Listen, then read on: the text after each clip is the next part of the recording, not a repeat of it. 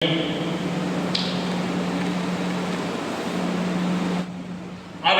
चूंकि मुख्य अतिथि ऐसे हमारे आपके संवैधानिक दायरे से बंधे हुए हैं, उनको ये बहुत सारे कार्य संपादित करना है। हमें अत्यंत हर्ष है और अंदर से बड़ी प्रसन्नता है कि आशीर्वाद देने के रूप में मैं उनको कई जगह पा चुका हूँ और बड़ा अच्छा लगता है कि जैसे एक पिताजी का हाथ हमेशा रहता है तो बच्चे को कभी भी किसी प्रकार का भय नहीं होता, वो चाहे जिस कार्य को करता चला जाए, क्योंकि समय से बंधे हुए होते हैं। उनका संकेत मिला है कि उनको जाना है अपने कार्यों से। जितना समय उन्होंने दिया उसके लिए हम हमेशा आभारी रहेंगे, कृतज्ञ रहेंगे। मैं उनसे चाहूँगा कि आशीर्वचन के रूप में और इस पुस्तक की समीक्षा के रूप में हमें मार्गदर्शन करें। माननीय मुख्य अतिथि जी।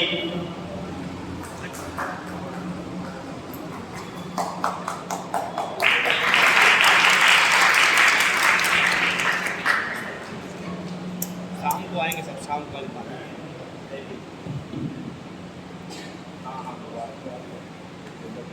धन्यवाद संचालक जी। आज 14 अप्रैल है और आज भारत रत्न बाबा साहब डॉक्टर भीमराव अम्बेडकर जी का जन्मदिन है। इस कार्यक्रम को आज पूरे देश में बड़े उत्साह के साथ मनाया जा रहा है। जगह जगह गोष्ठियाँ, रैली और शासन ने तो आगे 15 दिन के लिए इस कार्यक्रम को सभी स्कूलों में भी करने के निर्देश दिए हैं। हमारे साथ आज इस कार्यक्रम में मंच पर उपस्थित श्री शिवशरण कुशवाहा जी, जो वरिष्ठ समाज सेवी हैं, शिक्षा के क्षेत्र में बहुत सारे कार्य कर रहे हैं और सामाजिक चेतना के लिए, सामाजिक समरसता के लिए भी उनका बहुत सारा योगदान है।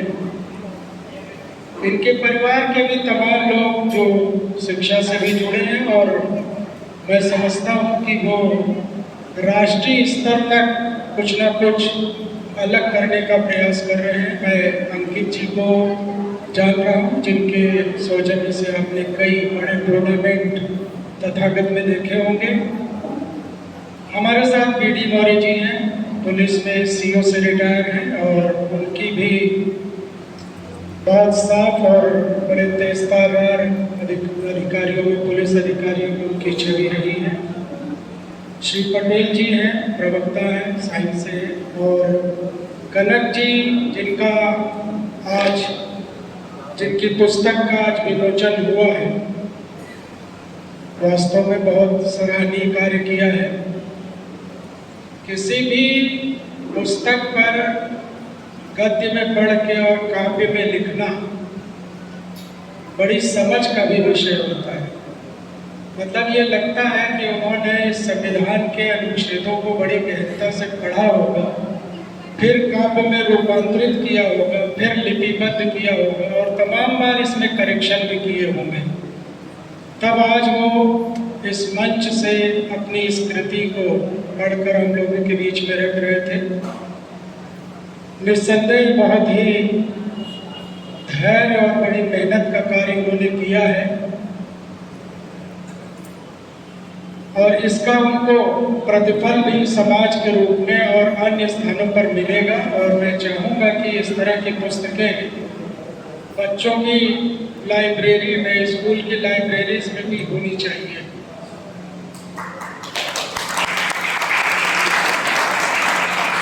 जिस महान जननायक के जन्मदिन पर हम लोग यहाँ एकत्रित हैं, उनका पूरा जो जीवन है वो बड़े संघर्ष का जीवन है। तो एक छोटी छोटी बातें मैं यहाँ पे उनके विषय में कहना चाहूँगा, क्योंकि आज अगर उन बातों की चर्चा ना की जाए तो जिस समाज को हम लोग आज देख रहे हैं वो बड़ा रूपांतरित हो चुका है। और जो परिस्थितियां थी अभी बहुत ज़्यादा पुरानी बात नहीं है, 130 साल पहले की बात है। अंबेडकर जी जब पढ़ने जाते थे तो उनको सामान्य बच्चों के साथ बैठने की आज़ादी नहीं थी। वो उस स्थान पर बैठते थे जहाँ पर और बच्चे अपने जूते चप्पल उतारते थे और वो अपनी दरी या चटाई अपने साथ लेकर के जाते थे, खुद बिछाते थे और उसके बाद क्लास खत्म होने के बाद वो अपना वो दरी अपनी उठाकर अपने साथ लेकर जाते थे। पीने के पानी के लिए जो घड़ा होता था उससे वो स्वयं पानी निकाल कर पी नहीं सकते थे। ये बहुत पुरानी बात नहीं है, अपने देश की बात है, 130 साल के अंदर की बात है। आप सोचें कि ऐसी परिस्थितियां रही होंगी। अब जिस अम्बेडकर जी की हम लोग बात करते हैं, भारत रत्न मिलना कोई आसान बात नहीं है,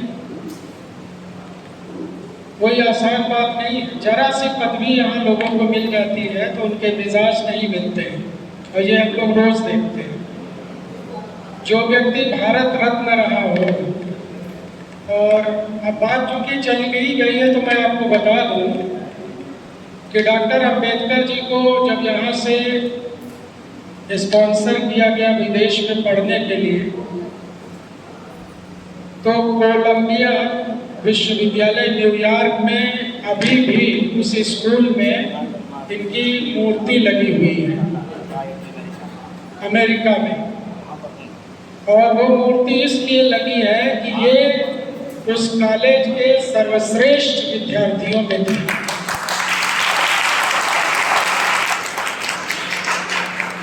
अब विद्यार्थी जीवन में व्यक्ति केवल अध्ययन ही तो करता है, कोई बहुत ऐसी उपलब्धि कर नहीं सकता था और कोई घर से इतने सक्षम नहीं थे। दूसरे लोगों ने चंदा करके इकट्ठा करके पैसा दिया था तब वो पढ़ने गए थे। अब देखिए यहाँ समझने की बात क्या है, ये कहानी नहीं।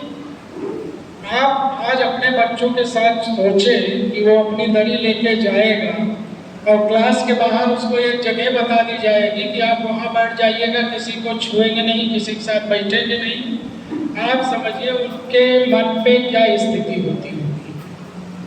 अब यहाँ संघर्ष से प्रेरणा लेने की बात आती है कि वो भी एक बाल मन रहा होगा, बच्चे ही तो था भाई। जहाँ इतना विरोध था तो ये कहता कि भाई हमें नहीं पढ़ना है, क्या करना है, नहीं समाज चाहता है।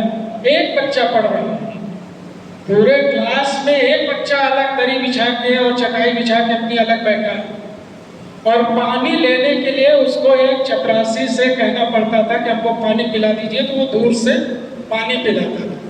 ये बहुत पुरानी बात नहीं, भारत की बात है, केवल 130 साल पुरानी। ये जो परिवर्तन आप देख रहे हैं, ये जो संविधान की पुस्तक को नमन कर रहे हैं, कनक जी कर रहे हैं, उनके माता पिता कर रहे हैं, हम लोग कर रहे हैं, बहुत लोग कर रहे हैं। ये वो ग्रंथ है जिसने आज आपको राज्य को या राजनीतिक शक्तियों को इतना मजबूर किया है कि आपको समाज में ये व्यवस्थाएं स्थापित करनी पड़ेगी। तब आज हम लोग धीरे धीरे धीरे धीरे बदलते हुए यहाँ तक आए। बाबा साहब अपनी आत्मकथा लिखे थे, लेकिन उस आत्मकथा को प्रकाशित होने में बहुत समय लग गया। वो प्रकाशित हुई 90 में प्रकाशित हो रही है उनकी आत्मकथा। तो ये बड़ी प्रेरणा का विषय। कोई नहीं चाहता था कि वो पढ़े, लेकिन उन्होंने पढ़ा। अर्थशास्त्र भी पढ़ा, राजनीति शास्त्र भी पढ़ा, समाज शास्त्र भी पढ़ा, कानून की भी पढ़ाई। उनके टाइम पे राजनेताओं में इनसे बड़ा पढ़ा लिखा व्यक्ति नहीं था। 1940 में उनके घर में 800 किताबों की लाइब्रेरी थी। हम लोगों के यहाँ 50 किताबें नहीं मिली थी। और तब जबकि साधन नहीं थे, पैसा नहीं था, आने जाने की सुविधाएं नहीं थी। आज तो इंटरनेट पे खटाखट मारा और तीसरे दिन किताब हाजिर। लेकिन आज हम लोगों के बीच में नहीं है, सुविधाएं बहुत हैं। बिजली भी है, कूलर भी है, एसी भी है, आने जाने का साधन भी है। बच्चों को हम लोगों ने साधन बहुत दे रखे हैं। इसके बावजूद वो प्रेम कितने संघर्ष और कितने अनुभवों के बाद निकल के आया होगा, तब उसको संविधान सभा का अध्यक्ष बनाया गया था कि संविधान सभा में वो अध्यक्ष रहेंगे। उनकी योग्यता की बात थी और उनकी योग्यता को जितना भारत ने पहचाना उससे ज़्यादा बाहर के लोगों ने पहचाना था, अंग्रेजों ने पहचाना था। तो उस विभूति को हम लोग आज यहाँ याद कर रहे हैं और उनकी प्रेरणा उनके ग्रंथ से निर्देश दे करके ये सारी चीज़ें चल रही। बहुत सारे प्राविधान उन्होंने संविधान में किए, कहाँ किस तरह के अनुच्छेदों में, और चेंज होने का भी ऑप्शन रखा है। जहाँ जरूरत हो वहाँ आप संविधान में बदलाव कर लीजिए, लेकिन अब आप पूरा संविधान ही खत्म कर दो तो ये व्यवस्था ही नहीं थी। जिसमें जितने बहुमत की आवश्यकता हो, कहीं साधारण बहुमत से संशोधन हो जाएगा, कहीं 2/3 बहुमत चाहिए होगा, कहीं राज्यों से भी आप उनके भी मंतव्य मांगेंगे तब संविधान में संशोधन होगा। ऐसे विषयों को अलग अलग कैटेगरी में उन्होंने संविधान में बांट रखा है। तो ये बहुत बड़ा पवित्र ग्रंथ है जिसका इन्होंने काव्य में रूपांतरण किया है और मैं चाहता हूँ कि इस पर और अध्ययन करेंगे, क्योंकि ये जितना उसमें घुस गए हैं, साइंस के स्टूडेंट और लिटरेचर पे काम कर रहे हैं और संविधान जैसी क्लिष्ट बुक पर, तो निश्चित रूप से डॉक्टर साहब बहुत सराहनीय काम है, बड़े इंटरेस्ट का विषय भी है। और ये समझिए कि कंटिन्यूअस 2 साल आदमी 2-2.5 साल इस पर खर्च करे, ये भी बड़ी बात है। यहाँ तो आदमी 10 दिन, 1 महीने, 1.5 महीने, 1-1.5 महीने भी वो एकाग्र होकर एक विषय पे नहीं रुकता है। हर बच्चा जानता है कि वो अपने टाइम का केवल 4 या 5 साल करियर बनाने के लिए बहुत ज़्यादा नहीं जरूरत होती है। और ये जरूरी भी नहीं कि पहली कक्षा में आप 90%, 100% पाए तभी आपका कैरियर बनना है। कैरियर बनने के लिए शुरुआती स्टेज आपको अच्छी ना मिले।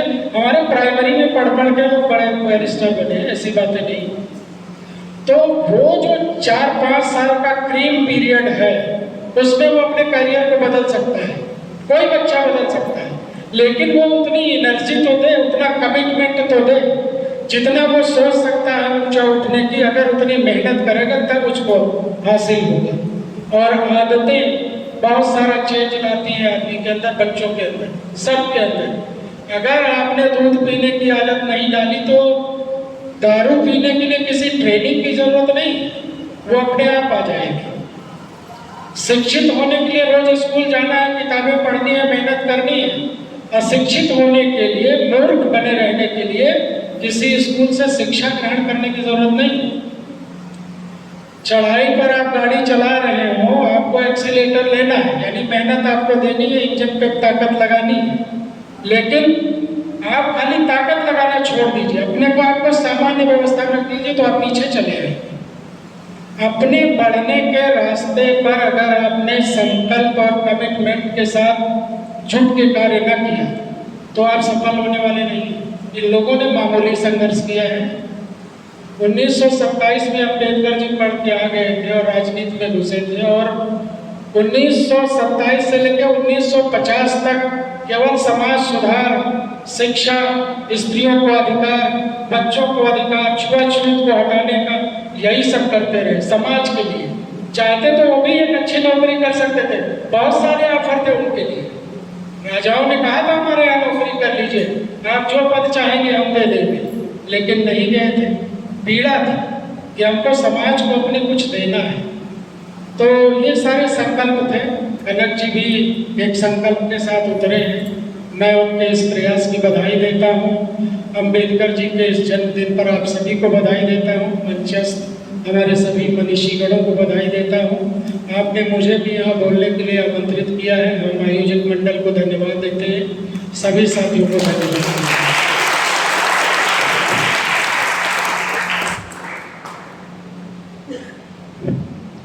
धन्यवाद जी, आपका आशीर्वाद प्राप्त हुआ। आपने संविधान की गहराइयों की बारीकियों को हमें समझाने का प्रयास किया।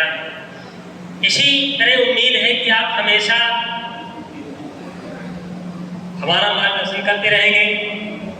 जैसे एक पिता अपने बच्चे को बार बार उंगली पकड़ के चलाता है, बच्चा गिरता है, लुढ़कता है, डगमगाता है, फिर आप उसको दो उंगली पकड़ के चलाते हैं, कुछ छोड़ते हैं। ऐसा आपका सानिध्य पाकर हम कृतज्ञ हुए। एक और निवेदन है, मन भरता नहीं, इतना कुछ पाया, लगता है थोड़ा सा और कुछ आपका कुछ पाए, लगता है कुछ क्षण आपके साथ और बिताएं। इसी कड़ी में आपसे मैं यहाँ से, चूंकि जब